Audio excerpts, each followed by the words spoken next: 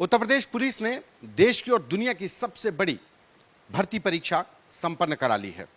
उत्तर प्रदेश में 60,244 पदों के लिए सिपाही भर्ती परीक्षा हुई। 5 दिनों तक 10 पालियों में परीक्षा हुई।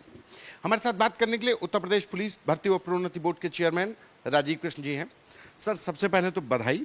लेकिन ये परीक्षा परीक्षार्थी नहीं, भर्ती बोर्ड के अफसर भी दे रहे थे, आप लोगों के लिए भी परीक्षा थी। कितनी बड़ी चुनौती थी इस परीक्षा को संपन्न कराना? इतने बड़े लेवल पर, इतने बड़े स्केल पर किसी भी आयोजन को कराना, और वो अगर आयोजन ऐसा हो कि जिसमें ज़ीरो एरर का मापदंड हो, तो वो अपने आप में चुनौती होती है। लेकिन इस चुनौती को माननीय मुख्यमंत्री जी के ऊर्जावान नेतृत्व में और उनके सतत मार्गदर्शन में इस चुनौती को भर्ती बोर्ड ने पूरा किया। शुरू से ही उन्होंने कई मीटिंग्स में एक ऐसा फ्रेमवर्क तैयार किया जिस फ्रेमवर्क के तहत भर्ती बोर्ड को अपने काम को आगे बढ़ाने में, निर्णयों को लेने में बहुत सहूलियत भी हुई और एक मार्गदर्शन भी मिला। शुरू से ही उन्होंने, माननीय मुख्यमंत्री जी ने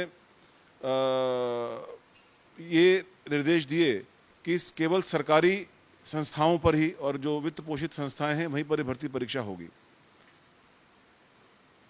जो कक्ष निरीक्षक होंगे, जो कक्ष व्यवस्थापक होंगे, केंद्र व्यवस्थापक होंगे, वो सभी सरकारी कर्मी होंगे। जो केंद्र होंगे वो शहर के अंदर होंगे।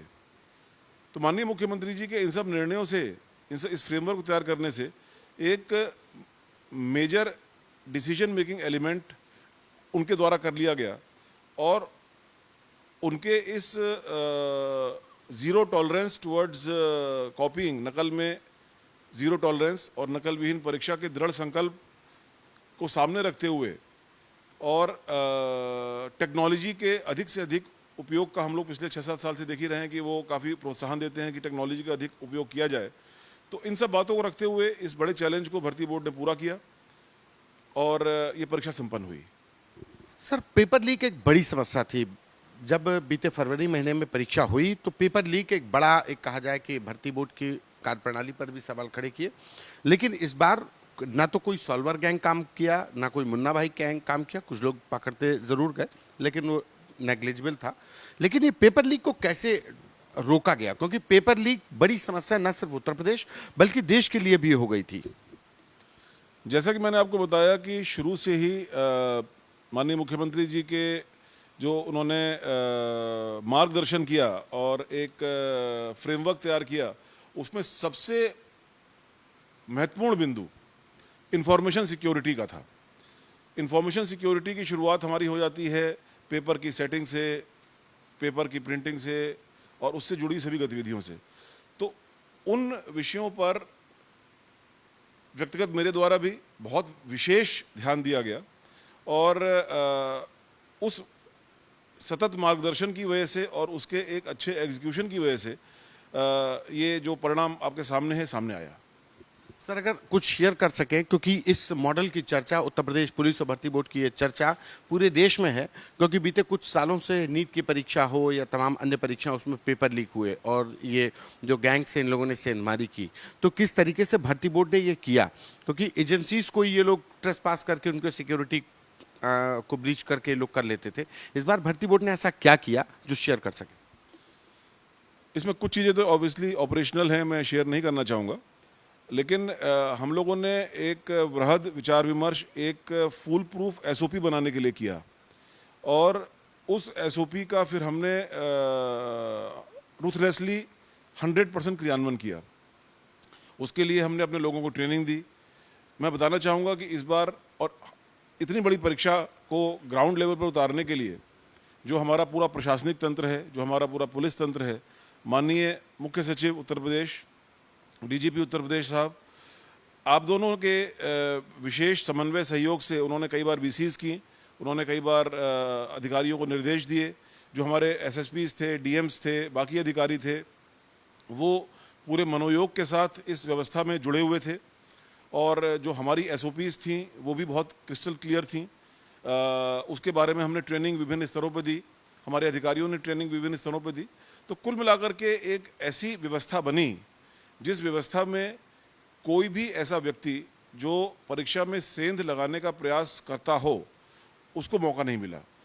हम लोगों ने फॉर एग्जांपल करीब 1541 ऐसे लोगों को चिन्हित किया जिसमें जो लोग पिछले 10-12 साल में विभिन्न प्रकार के परीक्षा संबंधी अपराधों में इन्वॉल्व रहे हैं। उन सभी का हमने 100% शत प्रतिशत सत्यापन कराया, उनकी गतिविधियों पर निगाह रखी, तो डेफिनेटली वो हतोत्साहित हुए कि किसी भी प्रकार से वो इस परीक्षा से उन्होंने भी दूरी बनाई। इसी प्रकार से आर्टिफिशियल इंटेलिजेंस का डेटा एनालिसिस में और अभ्यर्थियों के एनालिसिस में हमने बहुत उपयोग किया और उस उपयोग के कारण हम लोग इस स्थिति में थे कि हम लोग पहले से आइडेंटिफाई कर सकते थे कि इसमें से कौन लोगों का पॉसिबल सस्पेक्ट्स हैं और कौन लोग जेन्युइन कैंडिडेट्स हैं। तो इस कारण से जब वो अभ्यर्थी या पॉसिबल सस्पेक्ट्स जब वो केंद्रों पर गए तो बोर्ड की तरफ से ही लगातार जो हमारे केंद्र में अधिकारी थे उनको ये सूचित किया जाता रहा परीक्षा के दौरान ही कि फलाना कैंडिडेट जो है वो संदिग्ध है, इसके डॉक्यूमेंट्स वगैरह चेक किए जाएं, उससे बातचीत की जाए। उनको एग्ज़ाम देने की परमिशन दी गई क्योंकि बोर्ड का एक ओवरऑल पर्सपेक्टिव ये था कि बच्चों को एग्ज़ाम देने का अलाउ किया जाए, लेकिन लौटते समय अगर उसमें से जो लोग अनफेयर मीन्स यूज़ कर रहे हैं उनके खिलाफ कड़ी वैधानिक कार्रवाई की जाए। तो इसी पॉलिसी के तहत ये दो कॉन्फ्लिक्टिंग जो हमारे गोल्स थे कि अधिक से अधिक लोगों को हम परमिट करें जाना, बट साथ ही साथ जो गलत लोगों को परमिट ना करें, तो इन कन्फ्लिक्टिंग गोल्स को एक सामंजस्य बैठाते हुए, एक समन्वय बैठाते हुए आर्टिफिशियल इंटेलिजेंस के माध्यम से माननीय मुख्यमंत्री जी के दिशा निर्देशन में, मार्गदर्शन में और उनके द्वारा तैयार किए गए फ्रेमवर्क के अंदर ये सफलता हम लोग को प्राप्त हुई। जो क्वेश्चन पेपर सेट हो रहे थे उसमें कई बार हुआ कि सवाल गलत। हम लोगों ने परीक्षार्थियों से बात की जो दूसरे राज्यों से आए, तो उनका कहना था कि कई बार सवाल गलत पूछे गए, सवाल के ऑप्शंस गलत थे, लेकिन इस बार पुलिस भर्ती में ऐसा कुछ नहीं हुआ। और दूसरा कि जो क्वेश्चन पेपर सेट करने वाली या प्रिंटिंग एजेंसीज थी, क्या उन पर भी लगातार नज़र रखी गई, क्योंकि सबसे ज़्यादा तो वहाँ से ही लीक होने की बातें सामने आई थी। जी, इस बार हर एक चीज़ के चयन में और चयन के बाद उनके द्वारा भी अपनाई गई प्रक्रियाओं में लगातार मॉनिटरिंग की गई। क्वालिटी ऑफ क्वेश्चंस जो सिलेबस के अनुसार हों, सिलेबस के बाहर ना हो। 10 विभिन्न पालियों में एग्ज़ाम हुए तो प्रत्येक पाली के प्रश्नों का जो स्तर है, डिफ़िकल्टी लेवल है, वो लगभग बराबर हो। क्वेश्चन और उनके आंसर्स एक्यूरेट हों। ऐसा ना हो कि जो क्वेश्चन में 4 ऑप्शंस दिए गए हैं वो ऑप्शंस किसी क्वेश्चन के पार्ट है ही नहीं या एक से अधिक आंसर सही हैं। तो इन सब बातों का, इन छोटी छोटी बातों का जिसका अभ्यर्थियों की परीक्षा के दौरान जो वो आंसर देते हैं उस पर सबसे ज़्यादा असर पड़ता है, इसका विशेष ध्यान रखा गया।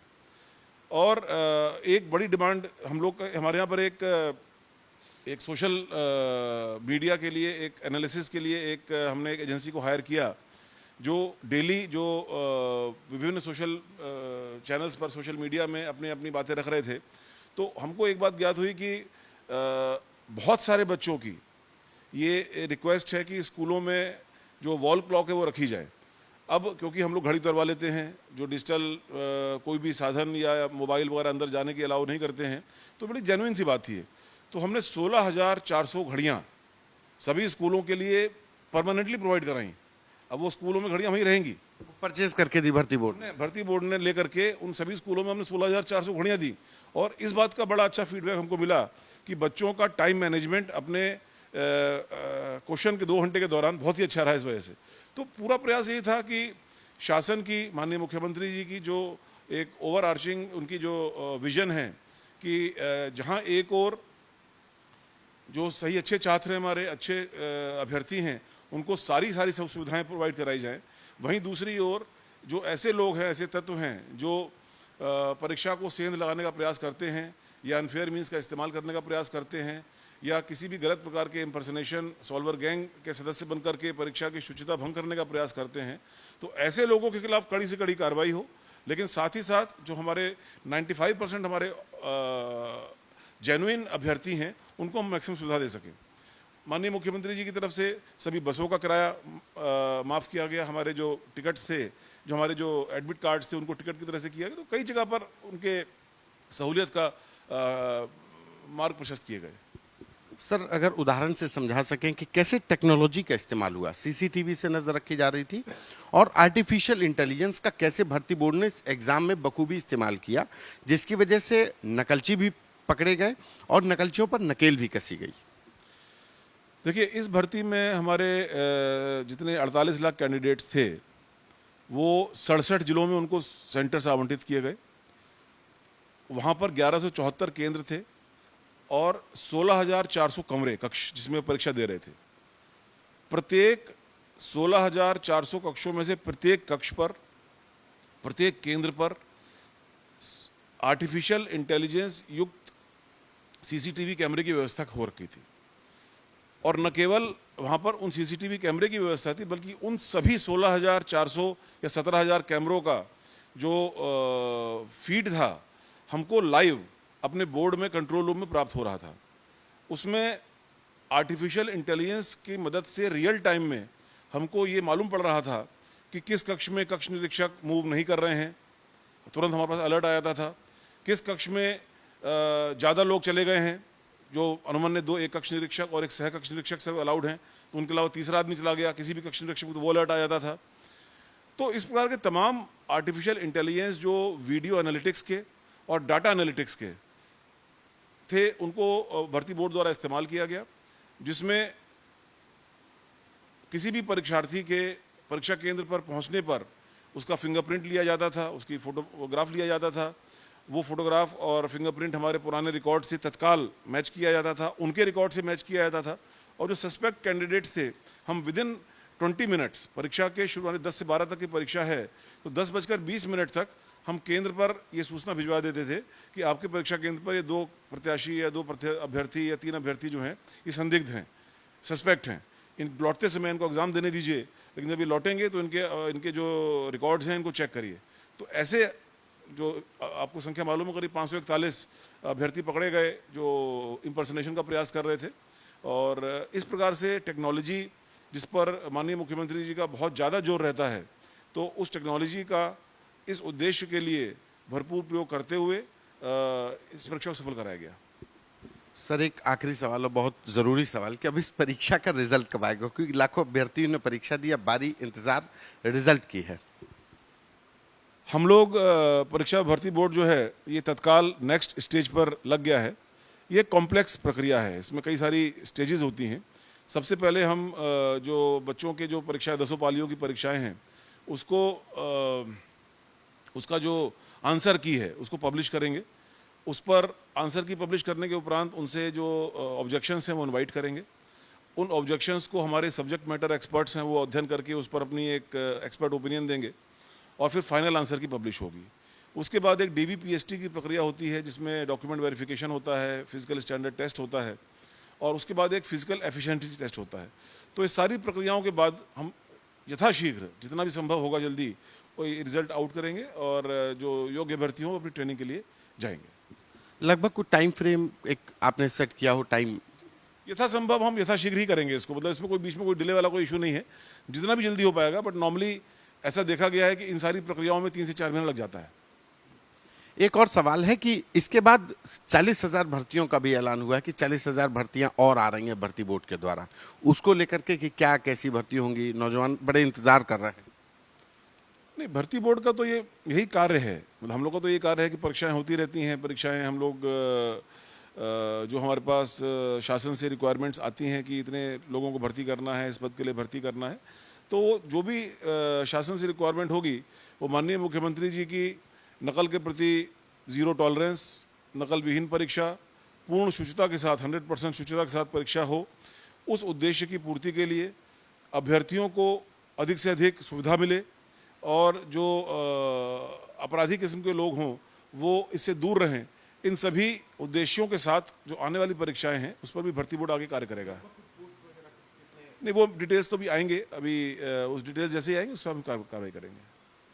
धन्यवाद सर। ये उत्तर प्रदेश पुलिस भर्ती व प्रोन्नति बोर्ड के चेयरमैन राजीव कृष्णा सर, जिनका कहना है कि ये सतत प्रक्रिया है, भर्ती बोर्ड भर्ती करता रहता है, लेकिन चुनौती किसी भी परीक्षा को सकुशल संपन्न कराने की है। मेरिट के आधार पर उत्तर प्रदेश पुलिस में अभ्यर्थियों के चयन की है। जिसमें भर्ती बोर्ड ने यह परीक्षा संपन्न कराई। कैमरा पर्सन रोहित के साथ संतोष कुमार, आज तक।